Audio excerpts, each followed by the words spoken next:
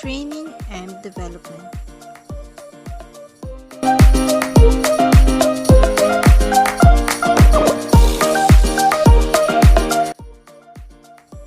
Training not like it used to be. This is the training of today. No longer do people sit in hot, stuffy rooms to get training on boring content. Training has become highly interactive, technical, and interesting owing to the amount of multimedia we can use. This chapter is all about how to assess, develop, implement, and measure an effective training program. Steps to take in training an employee. The 4 steps involved when training an employee. Any effective company has training in place to make sure employees can perform his or her job. During the recruitment and selection process, the right person should be hired to begin with, but even the right person may need training in how your company does things. Lack of training can result in lost productivity, lost customers, and poor relationships between employees and managers. It can also result in dissatisfaction, which means retention problems and high turnover. All these end up being direct cost to the organization. To reduce some costs associated with not training or under-training, development of training programs can help with some of the risks. This is what this chapter will address. Employee training and development is the process of helping employees develop their personal and organization skills, knowledge, and abilities. For effective employee training, there are 4 steps that generally occur. 4 steps for training. First, employee orientation. Employee orientation is the process used for welcoming a new employee into the organization. Some companies use employee orientation as a way to introduce employees not only to the company policy and procedures but also to the staff. The goal of our orientation are as follows. First, to reduce startup costs. If an orientation is done right, it can help get to the employee up to speed on various policies and procedures, so the employee can start working right away. It can also be a way to ensure all hiring paper is filled out correctly, so the employee is paid on time. 2. To reduce anxiety. Starting a new job can be stressful. One goal of an orientation is to reduce the stress and anxiety people feel when going into an unknown situation. 3. To reduce employee turnover. Employee turnover tends to be higher when employees don't feel valued or are not given the tools to perform. An employee orientation can show that the organization values the employee and provide tools necessary for a successful entry. 4. To save time for the supervisor and co-workers. A well-done orientation makes for a better prepared employee, which means less time having to teach the employee. 5. To set expectation and attitudes. If employees know from the start that the expectations are, they tend to perform better. Likewise, if employees learn the values and attitudes of the organization from the beginning, there is a higher chance of a successful tenure at the company. Second, steps for training. In-house training. In-house training programs are learning opportunities to develop by the organization in which they are used. Some examples of in-house training include the following: ethics training, sexual harassment training, multicultural training, communication training, management training, customer service training, operation of special training, training to do the job itself, basic skills training. The third steps for training is mentoring. Mentoring is a partnership between 2 people that supports personal and or professional development between a less experienced individual, called a mentee, and a more experienced individual known as a mentor. And the last steps for training is external training. It is from outside the organization and allows employees to see another point of view and learn about the new techniques. Types of training. First is technical or technology training. It is a type of training meant to teach the new employee the technological aspects of job. Second, quality training refers to the familiarizing employees with the means of preventing, detecting, and eliminating non-quality items, usually in an organization that produces a product. Third is skills training, refers to an employer-provided program that teaches or develops proficiency for the workplace. The goal of skills training is to equip employees with the knowledge and attributes necessary to carry out their duties at the optimal level.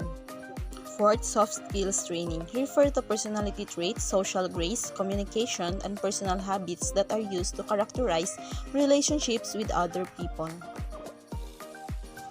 Fifth, professional training and legal training. Professional and legal training is a type of training required to be up to date in one's own professional field. Sixth is the team training. The goal of team training is to develop cohesiveness among team members, allowing them to get to know each other and facilitate relationships building. Some reasons for team training include the following: improving communication, making the workplace more enjoyable, motivating a team, getting to know each other, getting everyone onto the same page including goal settings, teaching the team self-regulation strategy, helping participants to learn more about themselves, strengths and weakness, identifying and utilizing the strengths of team members, improving team productivity, and practicing effective collaboration with team members.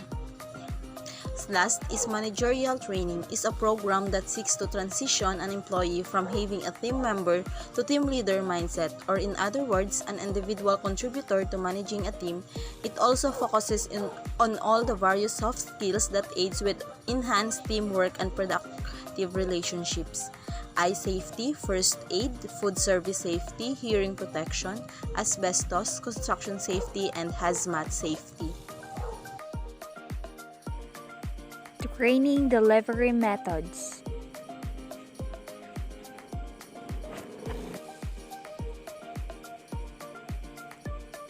This section discusses the types of delivery methods we can use to execute the types of training. Keep in mind, however, that most good training programs will use a variety of delivery methods.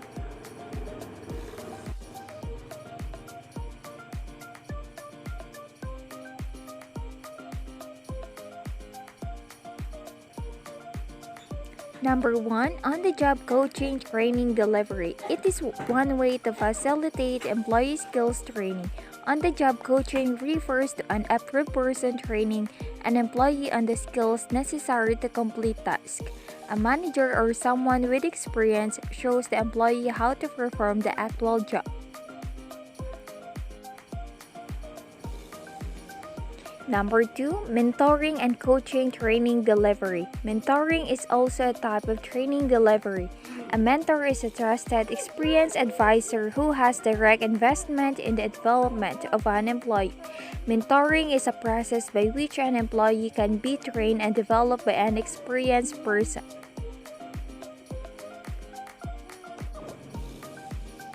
Number 3, brown bag lunch training delivery is one in which the training occurs during lunchtime.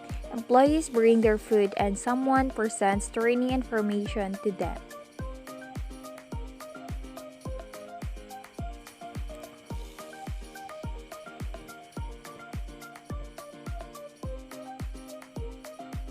Number 4, web-based training delivery.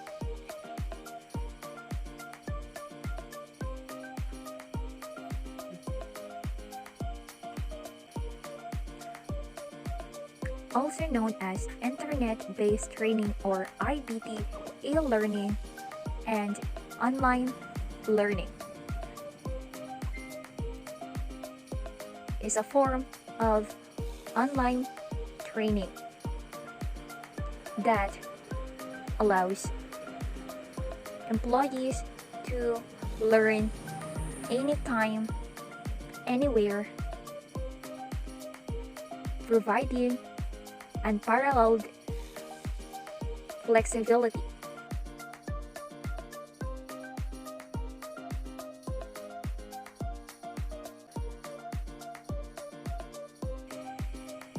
Number 5, job shadowing training delivery is a training delivery method that places an employee who already has the skills with another employee who wants to develop those skills.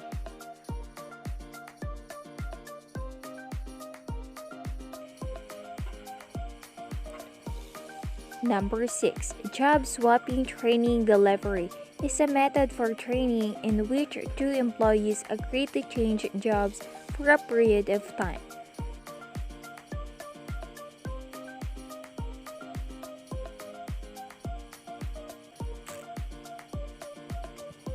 Number 7. Vestibule training delivery employs a training method that focuses on imparting job education to skilled personnel or those workers who need to deal with machinery and equipment.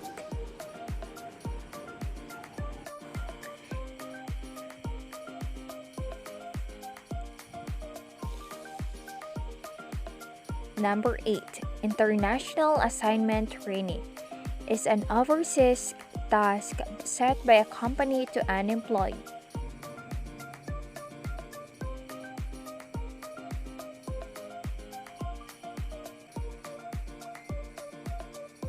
The following topics might be included in this type of training. Number 1. Cultural differences and similarities.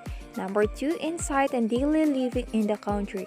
Number 3. Social norms and etiquette.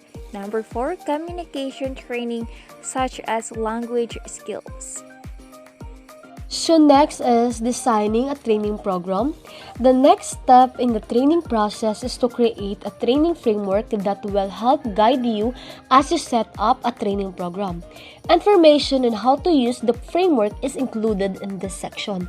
So first is training program framework development.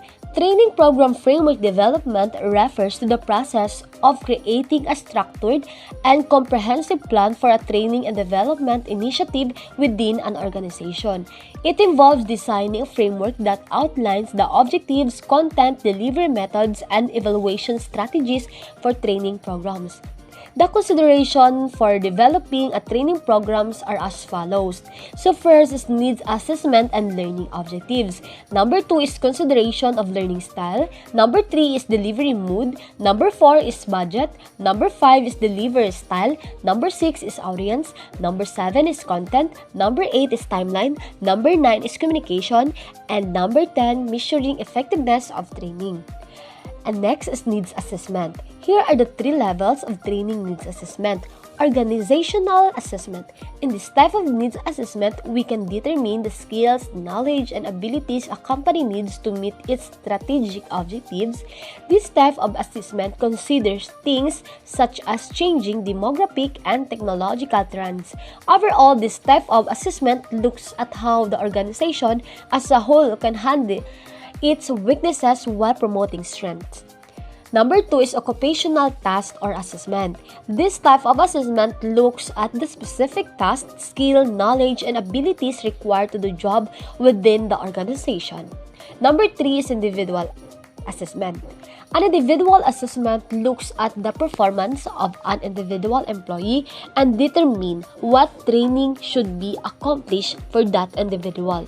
Number 3 is learning objectives. Example of learning objectives might include the following: be able to explain the company policy on sexual harassment and give example of sexual harassment. Number 2 is be able to show the proper way to take customer order. Number 3 is perform a variety of customer needs analysis using company software. Number 4 is understand and utilize the new expense tracking software. Number 5 is explain the safety procedure in handling chemicals. Number 6 is be able to explain the types of communication styles and strategies to effectively deal with each style. Number 7 is demonstrate ethics when handling customer complaints. And number 8 is be able to effectively diligent to employees. So number 4 is learning style. An effective trainer tries to develop training to meet the 3 different learning styles. So number 1 is visual learner. A visual learner usually has a clear picture of an experience. Number 2 is auditory learning. An auditory learner learns by sound. And number 3 is kinesthetic learner. A kinesthetic learner learns by developing feelings toward an experience. And next is number 5, delivery mood. Example of delivery mood: on the job, coaching, technical training. The types of training suggested is skills training, managerial training, safety training. And also delivery method. mentor, and the types of training suggested is technical training and skills training, managerial training, safety training.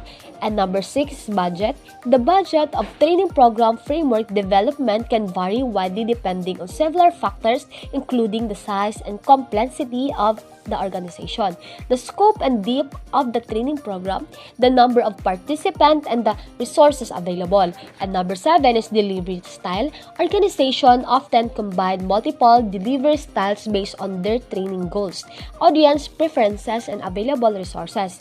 It is important to consider the content, learner objectives, and learnings characteristic when selecting the most sustainable delivery styles for a specific training and development program.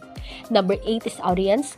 Considering the audience existing knowledge, learning styles, experience levels, and job requirements helps ensure that the programs are relevant, engaging, and effective in achieving the desired learning outcomes. And number 9 is content development. Effective content development ensures that the training and development programs delivers valuable, engaging learning experience for participants, enabling them to acquire the knowledge, skills, and behavior needed to perform the roles effectively and contribute to organizational success. Number 1 is be able to define and explain the handling of hazardous materials in the workplace.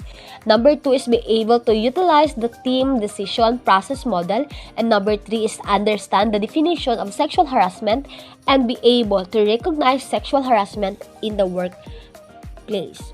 Number 4, understand and be able to explain the company policy and structures. Number 10 is timeline.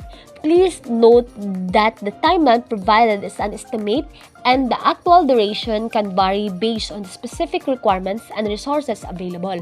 It is important to allocate sufficient time for each phase of the development process to ensure the quality and effectiveness of the training program. Number 11 is communication. Effective communication is crucial for a success of a training and development program. It ensures that participants, stakeholders, and relevant parties are well informed and engaged throughout the program. Consistent and transparent communication throughout the training and development programs help foster engagement, motivation, and active participation. It ensures that participants are well informed, their questions are addressed, and their feedback is valued, leading to a more effective and successful learning experience. Number 12 is measuring effectiveness. Measuring the effectiveness of a training and development programs is essential to determine its impact, identify areas to improvement, and ensure a return on investment. It's important to determine the evaluation methods and metrics in advance, align them with the program's objectives, and gather data constantly to measure the effectiveness of the training and development program. The evaluation process should be a continuous and iterative one, allowing for adjustment and improvements based on the feedback and result obtained. Number 13 is career development programs and succession planning. Career development programs and succession planning are essential components of training and development programs that aim to support employees in their professional growth, build and talent pipeline, and ensure a smooth transition of key roles within an organization. Integrating career development program and succession planning into training and development initiative demonstrate the organization's commitment to employee growth and talent management. It fosters employees' engagement, retention, and the development of a skilled workforce capable of driving organizational success into the long term.